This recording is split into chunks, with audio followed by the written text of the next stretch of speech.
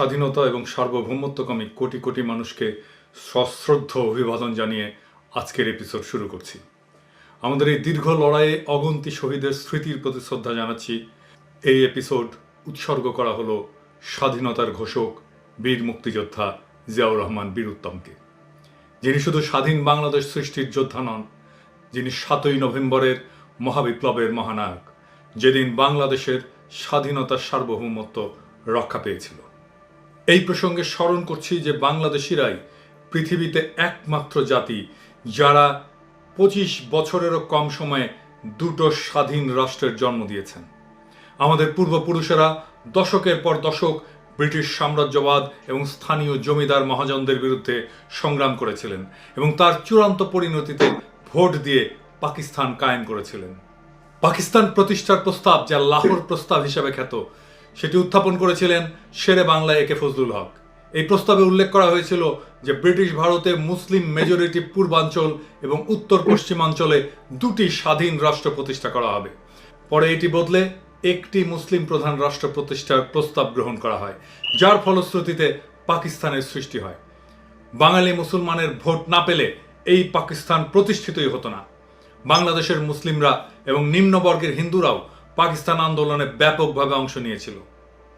প্রকৃতপক্ষে 14ই আগস্ট 1947 তারিখটি শুধুমাত্র পাকিস্তানের প্রতিষ্ঠা দিবস নয়, বরং এই দেশ থেকে সাম্রাজ্যবাদ এবং তাদের স্থানীয় এজেন্ট জমিদারদের কবল থেকে আমাদের মুক্তির দিনও বটে। এই প্রসঙ্গে শেখ মুজিবুর রহমানের স্মৃতিকথায় উল্লেখ করছি, যেখানে তিনি কিশোর বয়স থেকে পাকিস্তান আন্দোলনে তার অংশগ্রহণ করার কথা বর্ণনা করেছেন। তিনি জীবদ্দশায় দুটি রাজনৈতিক দল প্রতিষ্ঠা করেছিলেন। প্রথমটি হচ্ছে গোপালগঞ্জ মুসলিম লীগ এবং পরেরটি হচ্ছে বাকশাল। এই স্মৃতিকথায় মুজিবের একটি উক্তি আছে, তা হচ্ছে অখণ্ড ভারতে মুসলমানদের অস্তিত্ব থাকবে না। শেখ মুজিবের অন্যতম রাজনৈতিক গুরু ছিলেন আবুল মনসুর আহমেদ। তিনি আমার দেখা রাজনীতির 50 বছর বইয়ের 631 পৃষ্ঠায় উল্লেখ করেছেন, বাংলাদেশের স্বাধীনতা লাহোর প্রস্তাবের পূর্ণ প্রতিষ্ঠা ছাড়া আর কিছুই নয়। আজ ইতিহাসের এই প্রেক্ষাপটটি উল্লেখ করার প্রয়োজন বোধ করছি, এ কারণে যে আমাদের দেশে একটি কুচক্রী মহল সদা সর্বদা একটা ধারণা দেওয়ার চেষ্টা করে যে আমাদের জাতীয় ইতিহাস শুরু হয়েছে 1971 সাল থেকে কিংবা 1952 সালের ভাষা আন্দোলন থেকে। তারা আমাদের পূর্বপুরুষদের এই অঞ্চলের নির্যাতিত বঞ্চিত মানুষদের স্বতন্ত্র আবাসভূমি প্রতিষ্ঠার সুদীর্ঘ সংগ্রামের কথা আমাদের মন থেকে, ইতিহাস থেকে মুছে দিতে চায়। মুসলমান শব্দটা শুনলেই তাদের গাত্রদাহ হয়, কিন্তু বাস্তব হচ্ছে যে আমাদের যে বর্তমান ভূখণ্ড, সেটা কিন্তু সাবেক পূর্ব পাকিস্তানের ভূখণ্ড। একই সীমানা, একই ম্যাপ। 1971 সালের মুক্তিযুদ্ধে আমরা কোনো নতুন ভূখণ্ড প্রতিষ্ঠা করিনি। পাকিস্তান প্রতিষ্ঠার পর পশ্চিম পাকিস্তানের শাসক গোষ্ঠী আমাদের গণতান্ত্রিক অধিকার হরণ করে, অর্থনৈতিকভাবে আমাদেরকে ব্যাপকভাবে শোষণ করে এবং রাষ্ট্রকর্মে আমাদের অংশীদারিত্ব থেকে বঞ্চিত করে। 1970 সালের পাকিস্তানের সর্বপ্রথম নির্বাচনে বাঙালিরা শেখ মুজিবের নেতৃত্বে নিরঙ্কুশ সংখ্যাগরিষ্ঠতা অর্জন করলেও পাকিস্তানের সামরিক গোষ্ঠী দেশের শাসনভার আমাদের কাছে অর্পণ করার বদলে 1971 সালের 25শে মার্চ আমাদের উপরে চাপিয়ে দেয় এক নির্মম গণহত্যা। অত্যন্ত দ্রুততার সাথে একটা সফল মুক্তিযুদ্ধ সংগঠিত করে লক্ষ প্রাণের বিনিময়ে আমরা পাকিস্তান থেকে বাংলাদেশকে সফলভাবে বিচ্ছিন্ন করে একটা স্বতন্ত্র রাষ্ট্র প্রতিষ্ঠা করতে সক্ষম হয়েছি। এভাবেই 1947 সালে আমাদের পূর্বপুরুষেরা লাহোর প্রস্তাব বাস্তবায়নে যে কাজটি অসমাপ্ত রেখে গিয়েছিলেন, 1971 সালে আমরা সেটি সমাপ্ত করেছি। তাই বাংলাদেশ কেবল 9 মাসের মুক্তিযুদ্ধের ফল নয়, তা মুসলমান জনগোষ্ঠীর 200 বছরের নিরবিচ্ছিন্ন সংগ্রামের ফল। কেবল তাই নয়, 1000 বছরের বেশি কাল ধরে এই অঞ্চলের মানুষ যে সভ্যতা এবং কৃষ্টির সৃষ্টিশীল উদ্ভব ঘটিয়েছে, স্বাধীন বাংলাদেশ প্রতিষ্ঠার মাধ্যমে আমরা তারই একটি রাষ্ট্র রূপ দিতে পেরেছি। সুতরাং আমাদের মাতৃভূমির ইতিহাস 1000 বছরের ইতিহাস। এই পরিপ্রেক্ষিত আমাদের সবসময় মনে রাখতে হবে 71-এর 25শে মার্চ কি ঘটেছিল। পাকিস্তানের সংবিধান এবং নির্বাচিত প্রতিনিধিদের কাছে ক্ষমতা হস্তান্তরের বিষয় আওয়ামী লীগের সাথে পাকিস্তান সরকারের আলোচনা কোনো ফলাফল ছাড়াই কার্যত 24শে মার্চ শেষ হয়ে যায়। 25শে মার্চ সন্ধ্যায় গোপনে প্রেসিডেন্ট ইয়াহিয়া করাচির উদ্দেশ্যে ঢাকা ত্যাগ করেন। তবে ঢাকা ছেড়ে যাওয়ার সময় এই ঘটনাটি প্রত্যক্ষ করেন পাকিস্তান বিমান বাহিনীর বাঙালি অফিসার একে খন্দকার, যিনি স্বাধীনতার পরে বাংলাদেশ বিমান বাহিনীর প্রধান হয়েছিলেন। তিনি সরাসরি শেখ মুজিবকে জানান ততক্ষণে জানাজানি হয়ে গেছে যে পাকিস্তান সেনাবাহিনী ওই রাত্রেই সারা বাংলাদেশে গণহত্যা শুরু করবে। বছর দুয়েক আগে ওই দিনটিতেই ইয়াহিয়া খান আইয়ুব খানকে সরিয়ে প্রেসিডেন্টের গদি দখল করেছিল। আর এদিকে ইয়াহিয়া খানের ভেগে যাওয়ার খবর পেয়ে মুজিব কি করলেন? এই বিষয়ে আমরা তাজউদ্দিন আহমেদের কন্যা শারমিন আহমেদের কাছ থেকে জানতে পারি, যিনি আওয়ামী লীগেরও বর্তমান নেতা। তার লেখা তাজউদ্দিন আহমেদ নেতা ও পিতা বইটির 59 এবং 60 পৃষ্ঠায় তিনি লিখছেন, 25শে মার্চের ভয়াল কাল রাতে তাজউদ্দিন মুজিবের বাসভবনে গেলেন তাকে আত্মগোপনের জন্য পুরনো ঢাকার পূর্ব নির্ধারিত একটি বাড়িতে নিয়ে যাওয়ার জন্য। মুজিব উল্টো তাকে বললেন, বাড়ি গিয়ে নাকে তেল দিয়ে ঘুমাও। পরশুদিন 27শে মার্চ হরতাল ডেকেছি। এতে তাজউদ্দিন বিস্ময় এবং বেদনায় বিমূঢ় হয়ে পড়লেন। তিনি বেগম মুজিবকে সুটকেসে মুজিবের জামা কাপড় গোছাতে দেখে বুঝতে পারলেন যে মুজিব স্বেচ্ছাবন্দী হওয়ার প্রস্তুতি নিচ্ছেন। অনন্য পায় হয়ে তাজউদ্দিন তার সঙ্গে করে আনা টেপ রেকর্ডারে মুজিবের কণ্ঠে স্বাধীনতার ঘোষণা রেকর্ড করতে চাইলেন। মুজিব এতেও অস্বীকৃতি জানিয়ে বললেন, এটা আমার বিরুদ্ধে দলিল হয়ে থাকবে, এর জন্যে পাকিস্তানিরা আমাকে দেশদ্রোহের জন্য বিচার করতে পারবে। শেখ মুজিব স্বাধীনতার ঘোষণা দিতে না চাইলেও ঘটনা কিন্তু থেমে থাকে না। আমাদের মুক্তিযুদ্ধ চলাকালীন ভারতের পূর্বাঞ্চলীয় সেনাবাহিনীর chief of staff general Jacob তার লেখা সারেন্ডার এট ঢাকা বইয়ে 34 এবং 35 পৃষ্ঠায় লিখেছেন, চট্টগ্রামে 8ম ইস্ট বেঙ্গল রেজিমেন্টের second in command major Ziaur Rahman বিদ্রোহ করে ঊর্ধ্বতন অফিসারকে হত্যা করে পুরো রেজিমেন্টের কমান্ড নিজের হাতে নিয়ে 27শে মার্চ রেডিওতে স্বাধীনতার ঘোষণা দেন। জ্যাকব লিখছেন, তার এই ঘোষণা বহু মানুষ শুনেছে এবং মানুষের মুখে মুখে সারা দেশে ছড়িয়েছে। জিয়া চট্টগ্রামে সকল বাঙালি সামরিক এবং আধা সামরিক ফোর্স নিয়ে চট্টগ্রামে পাকিস্তান আর্মিকে রুখে দিয়েছিলেন। পাক বাহিনীর ট্যাঙ্ক, বিমান, আর্টিলারি এবং নেভির গানবোটের অবিরাম আক্রমণের মুখে শেষ পর্যন্ত তিনি পশ্চাৎপসরণে বাধ্য হন। বাংলাদেশে ভারতের প্রথম দূত জে.এন. দীক্ষিত তার বই লিবারেশন অ্যান্ড বিয়ন্ডে 42 পৃষ্ঠায় জানাচ্ছেন যে জিয়া সর্বপ্রথম স্বাধীনতার ঘোষণা দেন এবং সেই সাথে সকল বাঙালি এবং প্যারামিলিটারি সদস্যদের পাকিস্তান হানাদার বাহিনীর বিরুদ্ধে রুখে দাঁড়ানোর আহ্বান জানান। মিস্টার দীক্ষিত আরও জানাচ্ছেন, জিয়াউর রহমানই সর্বপ্রথম পাকিস্তানি সেনাবাহিনীর বাঙালি অফিসার যিনি বাংলাদেশের প্রতি আনুগত্য জ্ঞাপন করেন। এইবার আসুন আমরা বাংলাদেশ রাষ্ট্রের জন্মের সেই মহেন্দ্রক্ষণের জিয়াউর রহমানের কাছ থেকে সেই ঐতিহাসিক ঘোষণাটি সম্পর্কে শুনি। A few days after the army crackdown, Major Zia announced to the world the plight of East Bengal. And once I was told about it, and having known the earlier background that the Pakistanis were out to kill our people, the civilian population and the Bengali army personnel, we had no other way but to take up arms and fight our way out.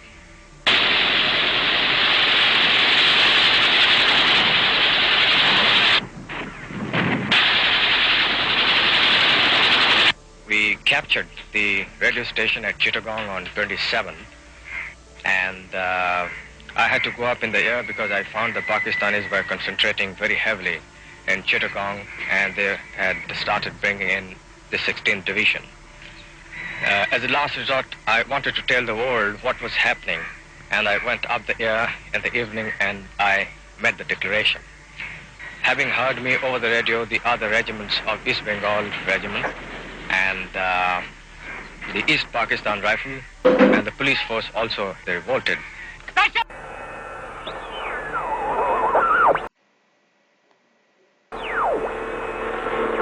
On behalf of our great national leader, the Supreme Commander of Bangladesh, Sheikh Mujibur Rahman, do hereby proclaim the independence of Bangladesh. Hasina Ziaur রহমানকে সামান্য major হিসেবে আখ্যায়িত করে তাকে ছোট করার জন্য। কিন্তু আপনারা কি জানেন কেবলমাত্র 2 জন প্রেসিডেন্ট পাকিস্তানের সর্বোচ্চ সামরিক খেতাব হিলালি জুরাত লাভ করেছিলেন? একজন president field marshal Ayub Khan, যিনি কোনো লড়াই না করেই প্রেসিডেন্টের ক্ষমতা বলে এই খেতাবটি বাগিয়েছিলেন। আর জিয়াউর রহমান পেয়েছিলেন 1965 সালে পাক ভারত যুদ্ধে তার অসম সাহসিকতার জন্য। তিনি যে ইউনিট কমান্ড করেছিলেন সেই ইউনিট পেয়েছিল সর্বোচ্চ সংখ্যক খেতাব। ওই যুদ্ধের এক পর্যায়ে ভারতীয় বাহিনীর হাতে লাহোরের পতন আসন্ন হয়ে পড়ে।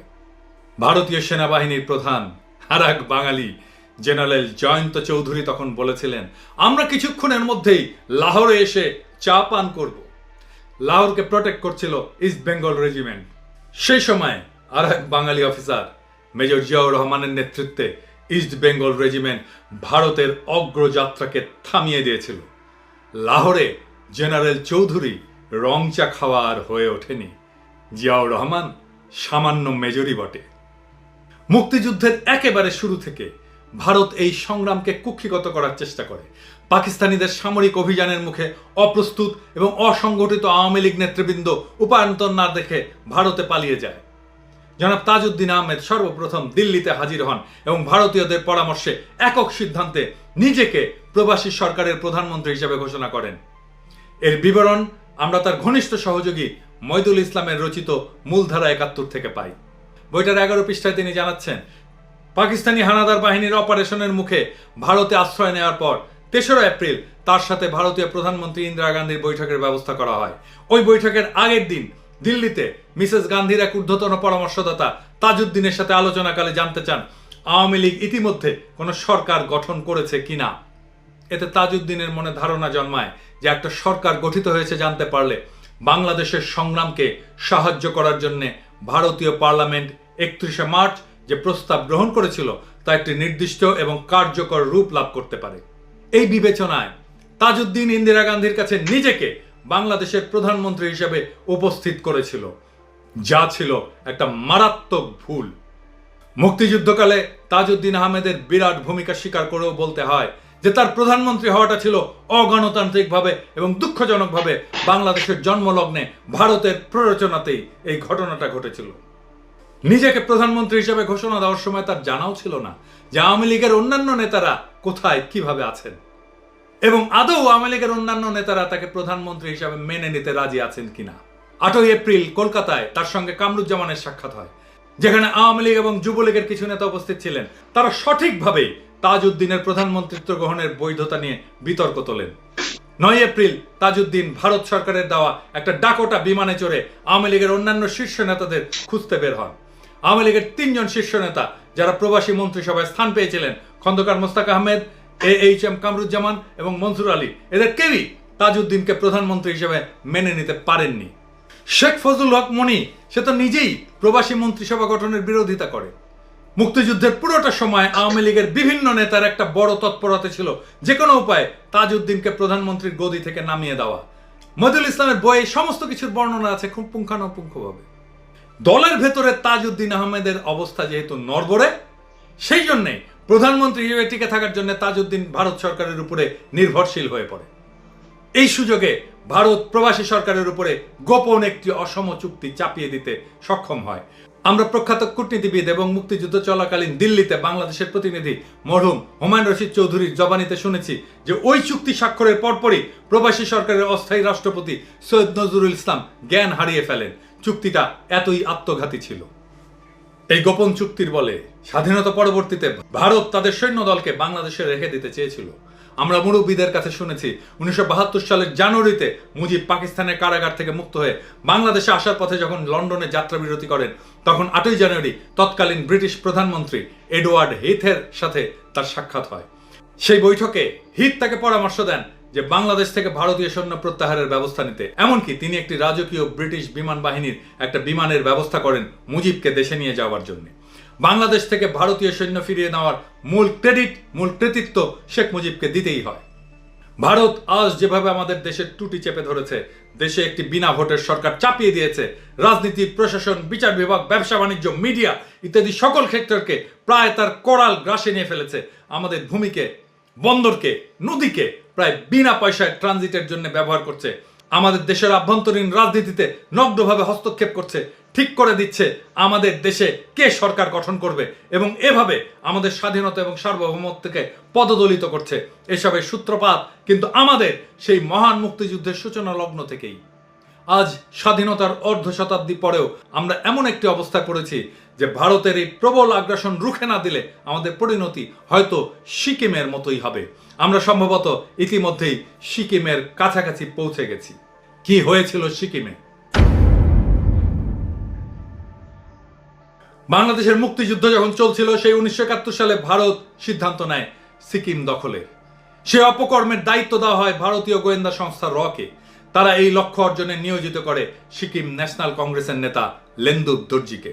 1974 সালে সিকিমে একটা নির্বাচন অনুষ্ঠিত হয়, যাতে লেন্দুপ দর্জির দল 32টি আসনের মধ্যে 31টাই দখল করে, একেবারে বাংলাদেশের 7ই জানুয়ারি ভারতে প্রযোজিত নির্বাচনী প্রহসনের মতো।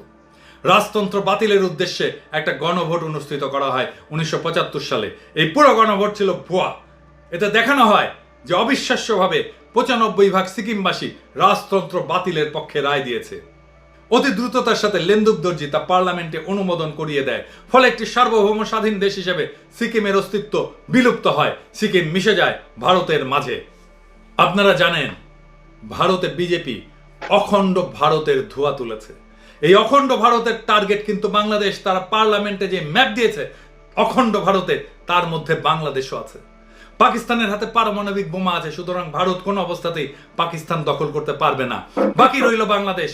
1971 সালে ভারত বাংলাদেশকে নিয়ে যে পরিকল্পনা নিয়েছিল, তা গত 7ই জানুয়ারির নির্বাচনের মাধ্যমে একটা বিশেষ পর্যায়ে উন্নীত হয়েছে। এখন ভারত বাংলাদেশে প্রতিষ্ঠিত করতে পেরেছে লেন্দুপ দর্জির মতো একটি সরকার এবং অনুরূপ একটি পার্লামেন্ট, যেখানে 2-1টি ব্যতিক্রম বাদে সকলেই ভারতীয় ক্যান্ডিডেট। এই সংসদ দিয়ে ভারত যে কোনো উদ্দেশ্য হাসিল করার সক্ষমতা লাভ করেছে, ঠিক যেইভাবে লেন্দুপ দর্জিকে দিয়ে সিকিমের পার্লামেন্টে সে তার সক্ষমতা লাভ করেছিল। বাংলাদেশের সাবেক পররাষ্ট্র সচিব তৌহিদ হোসেন কিছুদিন আগে বলেছিলেন যে দেশের সকল প্রধান নিয়োগই ভারতের পরামর্শে হচ্ছে। মুরব্বীদের কাছে থেকে শুনেছি 1971 সালের 16ই ডিসেম্বর বিজয় দিবসের কাছাকাছি সময় ভারত সরকারের বিভিন্ন ভারতীয় কর্মকর্তা বাংলাদেশের জেলা এবং জাতীয় পর্যায়ে নিয়োগের সিদ্ধান্ত নিয়েছিল। তারা বাংলাদেশে চলেও আসে, রাষ্ট্রীয় দায়িত্ব নেয় ভারতীয় কর্মকর্তারা। প্রবল জনরোষের কারণে ভারত তা বাস্তবায়ন করতে পারেনি, ফাইনাল তাদেরকে ফিরে যেতে হয়েছিল। আজ ভারত সেই কাজটি করতে সক্ষম হয়েছে, ভারতীয় কর্মকর্তাদের পোস্টিং দিয়ে নয়, বরঞ্চ বাংলাদেশে তাদের 5 দালালদের বিভিন্ন গুরুত্বপূর্ণ পদে পদায়ন করে। এই মুহূর্তে খুনি হাসিনা বাংলাদেশের নামমাত্র প্রধানমন্ত্রী। যারা বলে হাসিনাকে আগে হটাতে হবে, তারা জানেই না হাসিনার আদতে কোনো ক্ষমতা নাই। বাংলাদেশ রাষ্ট্র হাসিনা চালায় না, চালায় ভারত। বাংলাদেশের নিযুক্ত ভারতীয় রাষ্ট্রদূত এখন অঘোষিত ভারতের ভাইসরয়, প্রকৃত শাসক। এই হাই কমিশনারের মাধ্যমে ভারত এখন বাংলাদেশকে পরিচালনা করছে। কিছুদিন আগে ঢাকা বিশ্ববিদ্যালয়ের একটি অনুষ্ঠানে ভারতের জাতীয় সঙ্গীত পরিবেশনের মাধ্যমে তার এক ধরনের করোনেশন বা অভিষেক হয়ে গেছে। আমাদের পরম দুর্ভাগ্য, প্রকাশ্যে অনুষ্ঠানে ভারতের জাতীয় সঙ্গীত গাইলেন এদেশের তথাকথিত স্বরাষ্ট্রমন্ত্রী, আর্মির এক জেনারেল, ঢাকা বিশ্ববিদ্যালয়ের উপাচার্য, এই রকম লোকেরা।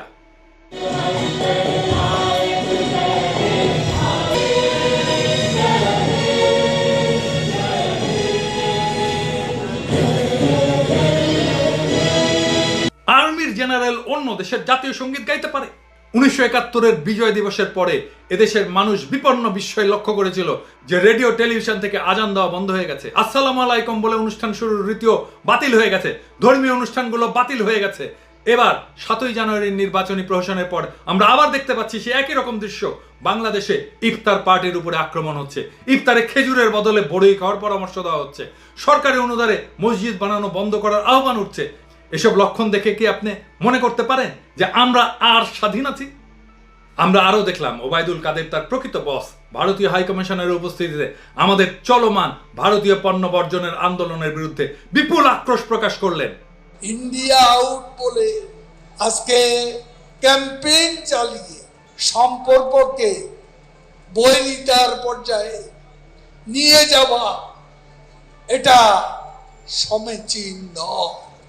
শুধু তাই না, তারপরে ক্রমাগত প্রত্যেক দিন সে বলে যাচ্ছে ওবায়দুল কাদের আমাদের বয়কট আন্দোলনের বিরুদ্ধে।